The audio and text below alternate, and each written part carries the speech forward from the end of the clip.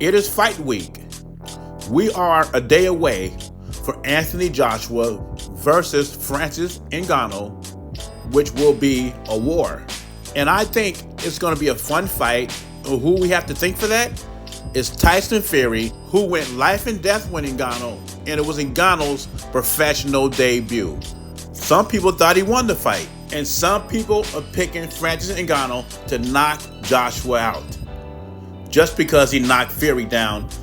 And I hear a lot of fans saying, well, if he knocked down Fury and he got up, Joshua won't take the same punch. I don't know where that logic comes from, but we shall see Friday night. And I see it differently. I think we see a new Joshua. He's had 4 fights in 11 months. He's going to be very sharp in this fight. I think so.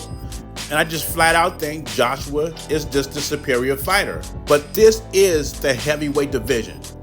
It only takes one punch to change the game. I think Joshua is very focused in this fight. Francis Ngannou will not sneak up on Joshua like he did Tyson Fury. And Francis Ngannou has the capability to knock out anybody. He could knock out Joshua. But I'm going to go with Joshua to win this fight. And I think Joshua will take care of business, and he will take out Francis Ngannou in 9 rounds. I will give Ngannou full credit if he beats Joshua. But if Joshua loses to a guy who's only had one professional fight, maybe it's time for Joshua to hang it up. TBC now Heyman and taking care of me. So what they were offering Canelo, they were offering him close to 60 million. I think that's even before pay-per-view buys. After pay-per-view buys, it would have been a fucking killing. I wasn't getting nothing, no percentage. I was getting a fee of $5 million. I pay out all my people. I think I'm left over with 3.5 before taxes. You know what I mean? So I was fine with that. I was completely fine with that. This guy was taking everything. He was literally taking everything. I'm not saying that he shouldn't. I mean, if he's entitled to, he's entitled. I don't give a fuck. I wanted the opportunity.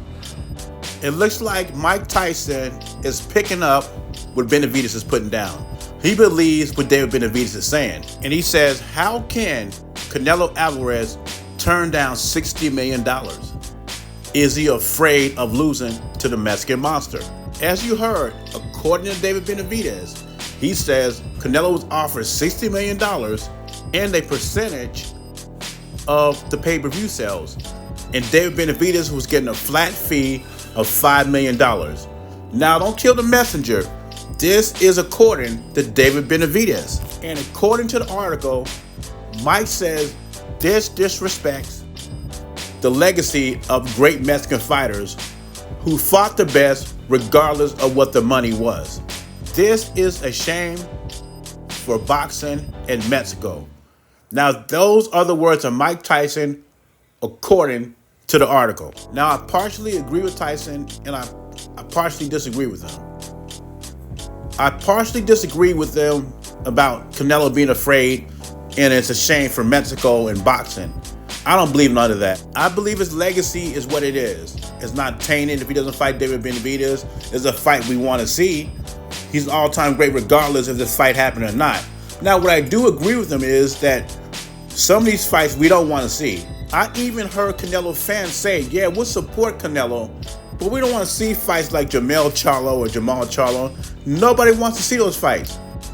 Now, I do agree with Mike Tyson when he says this. I got to say, according to the article, when he says that the fights we want to see is David Benavidez, and Jaime Munguia is acceptable. It's a fun fight, but I think Canelo dominates him. But it's better than a Jamal Charlo. Even an Edgar Berlanga fight, to me, is a better fight than Jamal Charlo. Jamal Charlo, to me, is a burnout. At least Edgar Berlanga is a true 168-pounder. Canelo's already got 2 losses. But is Mike Tyson right? Is Canelo Alvarez scared or afraid to lose to David Benavidez? I disagree with that, but what's your opinion? Leave your thoughts and comments below. JBZ, I'm gone.